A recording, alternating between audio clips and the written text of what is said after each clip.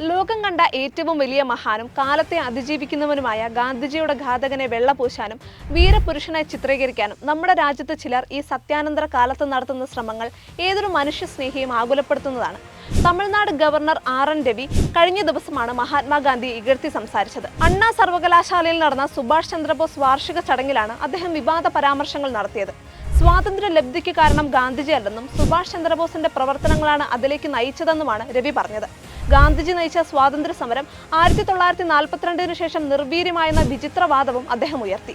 വസ്തുതകളുമായി യാതൊരു ബന്ധവുമില്ലാത്ത ഈ പരാമർശങ്ങൾ ആരെയൊക്കെയോ പ്രസാദിപ്പിക്കുന്നതിന് വേണ്ടിയാകാം എന്ന് വേണം കരുതാൻ. കസ്തൂർബ ഗാന്ധിയുടെ മരണശേഷമുള്ള റേഡിയോ സന്ദേശത്തിൽ സുഭാഷ് ചന്ദ്രബോസ് ആണ് ഇന്ത്യയുടെ വിമോചനത്തിനായുള്ള വിശുദ്ധ സമരത്തിൽ രാഷ്ട്രപിതാവെ അങ്ങയുടെ അനുഗ്രഹം തേടുന്നുവെന്ന് ഗാന്ധിജിയെക്കുറിച്ച് ആദ്യം പറഞ്ഞത്.